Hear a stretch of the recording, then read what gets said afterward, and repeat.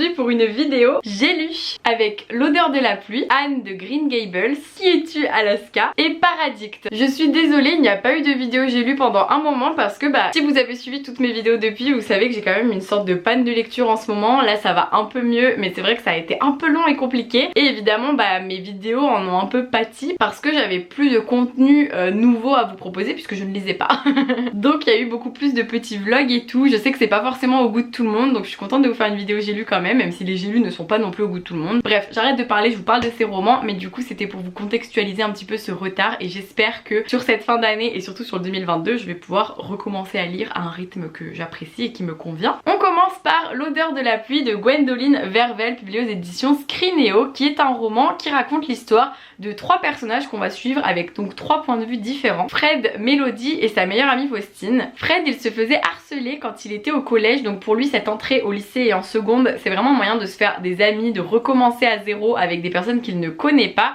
Et Mélodie et Faustine, on est plus sur quelque chose où elles ont un peu des petits objectifs pour cette année et elles espèrent intégrer un petit peu la bande des populaires du lycée, de faire partie de ce groupe qui fait plein de soirées, qui profite de son adolescence, nanana. Sauf que très vite, cette année de seconde va virer au cauchemar pour bien des raisons et c'est un livre qui est quand même assez difficile mais qui montre à quel point l'amitié, la force de l'amitié et des liens qui unissent les adolescents entre eux peut sauver, peut aider à s'en sortir malgré tous les obstacles que la vie peut mettre sur notre chemin. C'est un roman qui aborde le viol, donc je préfère le préciser, j'en dis pas plus mais il faut le savoir et on le devine très vite quand on lit le résumé bien sûr. Mais j'ai trouvé que vraiment c'est un roman qui est assez jeunesse mais très bon roman jeunesse. En fait vous voyez, des fois je lis des romans jeunesse et je me dis ah j'aime pas trop parce que je trouve ça un peu trop jeunesse et je me rends compte que c'est pas qu'un livre est trop jeunesse, c'est juste que l'auteur ou l'autrice parfois s'adapte un peu trop je trouve en essayant de parler aux jeunes à la manière des jeunes et tout, mais ça marche pas forcément,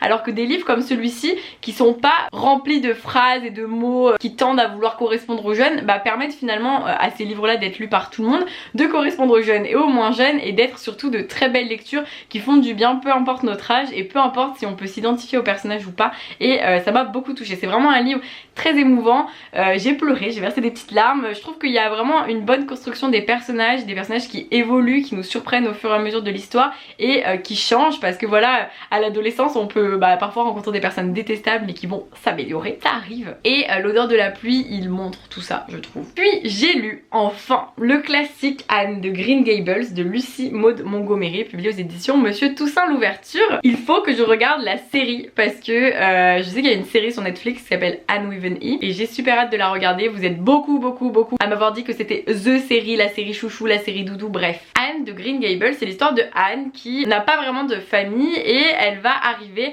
justement à Green Gables chez un frère et une sœur qui à la base ne voulaient pas du tout adopter une petite fille, sauf que le destin a fait que et Anne elle va réussir par son caractère, par sa sensibilité, par son humour et par sa légèreté à rester à Green Gables malgré le fait qu'elle n'était pas leur premier choix, c'est un peu rude dit comme ça mais bon voilà. Et surtout elle va réussir à se faire accepter un peu par toutes et tous et c'est un livre qui est très original dans la forme narrative. En fait on a plein de petits chapitres qui nous racontent voilà Anne de son enfance, son adolescence, sachez qu'il y a un tome 2 et un tome 3 et en fait tout est beaucoup raconté dans les dialogues de Anne. On va avoir ses parents adoptifs qui sont frères et sœurs où on voit un petit peu leur quotidien et tout, mais tout est souvent rapporté par Anne. Elle raconte, elle explique et elle a un vocabulaire très riche, elle a une manière de raconter très touchante, elle est très... en fait elle dit tout ce qui lui passe par la tête, absolument tout, et du coup ça rend les dialogues drôles et tendres et c'est vraiment quelque chose que j'ai beaucoup apprécié. Je l'ai lu en pleine panne de lecture donc c'était pas le bon moment du tout étant donné qu'un livre très contemplatif, très narratif,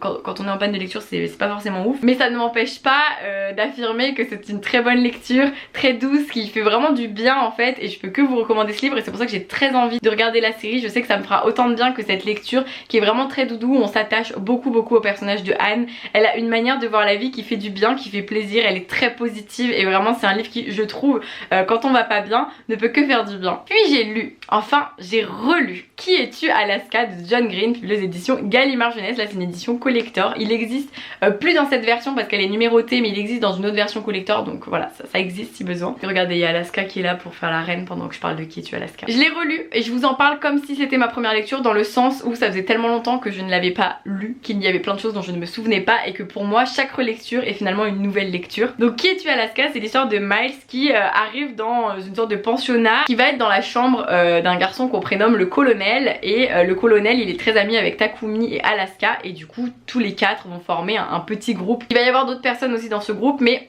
on va dire que c'est vraiment les personnages principaux. Ce livre est divisé en avant et après, et en plein milieu du livre il y a un événement, j'arrivais pas, qui se passe et qui va bouleverser l'équilibre de ce petit groupe d'amis, et je n'en dis pas plus. Ce que je peux vous dire, c'est que c'est un roman où les personnages sont tellement incarnés et tellement touchants, attachants, réalistes. Enfin vraiment, ce livre m'a de nouveau touchée et m'a de nouveau fait me souvenir de pourquoi j'avais tant aimé Qui es-tu Alaska, pourquoi je suis contente que mon chat s'appelle Alaska. Et encore une fois, il y a une série de Qui es-tu Alaska, sachez-le, elle est sur Salto, c'est la plateforme de streaming française là. Et je la regarde en ce moment, il me reste un épisode que je vais finir ce midi, donc bref, vous saurez. Mais peut-être que je vous ferai une petite vidéo du livre à la série, parce que bah, pour un livre comme celui-ci, ça pourrait être pas mal.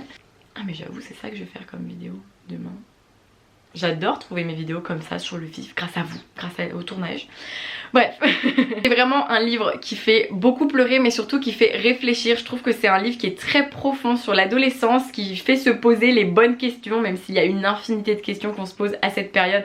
Et je pense que c'est vraiment ça qui m'a le plus touchée dans cette histoire, et qui me surprend à chaque fois, que ce soit à la première lecture, à la relecture ou au visionnage de la série. Je me dis waouh, moi ça me parle vraiment, ça me touche vraiment. Je sais que Qui es-tu Alaska, c'est pas un livre qui fait l'unanimité, mais par exemple moi, Nos états le contraire, c'est pas du tout mon préféré de John Green, alors que pour certains c'est the best. Pour moi c'est Qui es-tu Alaska the best, parce que vraiment je le trouve très vrai, très juste, et je pense que c'est ce qu'il décrit le mieux. Les personnages, ils ont des caractères tellement intéressants à découvrir, on les rencontre comme si on y était. Alaska, je la trouve incroyable. Il y a des gens qui la détestent, je suis en mode mais non, elle est pas détestable Alaska, elle est juste particulière, elle va mal en fait aussi, et c'est ça qui est important aussi de comprendre dans cette histoire. Il y a plein de réflexions qui sont faites, donc vraiment je ne peux que vous recommander ce livre. Chaque personnage a son importance. Le professeur de religion, moi il me touche beaucoup, et je vous en reparlerai quand je vous parlerai de la série, parce que la série elle met vraiment encore plus, je trouve, elle nous pousse à avoir encore plus d'affection pour les personnages. Mais déjà le livre, pépite pour ça, et même si Miles j'en parle pas beaucoup, parce qu'au final vu que c'est lui qui raconte cette histoire et qui la vit, on a plus tendance à voir les personnages avec ses yeux à lui, mais Miles aussi je l'apprécie beaucoup, et je me sentais assez proche de lui en lisant ce livre, et je me dis que je suis pas encore sortie de l'adolescence quand je me rends compte que je me pose encore des questions comme les adolescents. Et enfin j'ai lu Paradict de Pauline Pucciano, publié aux éditions Gallimard Jeunesse. Je précise que à mes yeux ce roman, qui est donc chez Gallimard Jeunesse et qui pourrait donc très bien être un roman jeunesse quoi, sachez que vraiment si vous êtes adulte et que vous aimez la dystopie, science-fiction et tout, pour moi Paradict c'est quand même un livre jeunesse plus, genre young adulte plus. Franchement pour moi c'est un livre à lire à partir de 15 ans à peu près. Alors évidemment on peut le lire avant, mais ce que je veux dire c'est que c'est un livre qui est très complexe, très riche, très dense, il y a beaucoup d'informations, vous allez voir, je vais vous expliquer, mais du coup pour moi c'est un livre qui est à un très haut niveau de lecture quand même, d'où le fait que je pense que en plus les personnages sont des adultes, donc à mes yeux vraiment ce livre pourrait être carrément rangé en littérature adulte, et en plus il plairait beaucoup, parce que vraiment, bon je vous explique. Donc dans cette histoire on est en 2071, le monde va très mal, virus sur virus, catastrophe naturelle, tension politique, bref le monde va mal. J'ai envie de dire, c'est pas comme si notre monde actuel était super positif. Dans cette histoire, on suit Alvar qui est un enquêteur et qui va enquêter sur la mort mystérieuse d'un nomade. Sauf que en enquêtant sur la mort mystérieuse de ce nomade, cela pourrait révéler des projets politiques ambitieux et terribles aussi. Et donc Alvar il va vouloir pousser cette enquête, sauf qu'il faut savoir que Alvar il a un frère Abel et une sœur Elzé qui font partie eux du gouvernement, de la politique, et qui du coup ne sont pas forcément d'accord avec le fait que l'enquête révèle certaines choses assez dérangeantes. Et à côté de toute cette histoire, il faut savoir que dans ce monde, il y a le Paradict qui est un lieu 100% virtuel où on a une autre vie en fait. Par exemple, on s'allonge dans une combinaison et on vit une autre vie dans un monde virtuel où il n'y a aucune limite. Et ce Paradict a aussi un rôle important dans cette histoire. Je ne vous en dis pas plus, mais quand je vous disais qu'il y avait une sorte de complexité, c'est parce qu'on est vraiment dans des enjeux très politiques, sociaux, économiques, technologiques aussi, parce que le Paradigme, il faut pouvoir comprendre et tout. C'est pour ça que, comme je vous l'ai dit, vous l'avez compris, j'étais quand même en panne de lecture, et ma panne de lecture elle est finie, mais pas vraiment, dans le sens où je suis encore un peu, il me faut encore des livres qui m'entraînent bien, parce que sinon j'ai du mal à avancer. Et Paradigme, j'ai eu du mal à avancer parce qu'il fallait être très concentré pour comprendre tout ce que je lisais. C'est pour ça que je vous disais que c'est un livre assez exigeant en fait, mais ça n'empêche pas que je l'ai trouvé génial. Malheureusement, le fait qu'il soit très exigeant m'a empêché d'avoir un coup de cœur, dans le sens où Nathan, le cahier de lecture de Nathan, il a vraiment eu un énorme coup de cœur, et c'est grâce à lui que je l'ai lu, parce que je me suis dit waouh, mais si Nathan il l'a autant aimé, je vais adorer. Et en effet, j'ai adoré, l'histoire est incroyable, je trouve qu'elle est super bien menée, c'est super bien construit, c'est très riche, et ça c'est ce que j'adore aussi. L'univers est riche, l'intrigue est riche, tout est très réfléchi, il y a rien qui est laissé au hasard, la plume est addictive, on apprend beaucoup de choses dans cette histoire, l'univers est super bien ficelé, construit, moi j'ai adoré. Donc c'est pour ça que je vous dis, c'est vraiment un livre qui a tout pour lui. Donc si vous aimez ce côté dystopique, un peu science-fiction, ça ne peut que vous plaire. On parle d'intelligence artificielle dans cette histoire, et moi j'adore les livres qui parlent d'intelligence artificielle. Donc vraiment ce petit livre, qui est plutôt un gros livre, a tout pour lui, et je vous le recommande vraiment si ça vous tente. Mais je préfère prévenir que voilà, faut être concentré, faut le vouloir pour le lire, c'est ça. C'est pas le livre super léger où vous allez tout comprendre parce que le vocabulaire est super simple. Non, non, on est sur quelque chose qui est quand même assez complet et complexe. Donc il faut s'accrocher, mais les efforts en valent vraiment la lecture, je vous le dis, parce que j'ai vraiment été agréablement surprise par cette histoire. Et c'est grâce à Nathan que je l'ai lu, parce que je vous jure, lui je l'ai reçu, je me suis dit oh il a l'air cool, mais je le mets dans mes livres à donner parce que je l'ai pas demandé et j'ai trop de livres à lire. Et Nathan a sorti sa chronique coup de cœur, et là je me suis dit ok, je le lis. C'est pas comme si j'avais 20 000 autres livres à lire, mais non, j'ai lu celui-ci.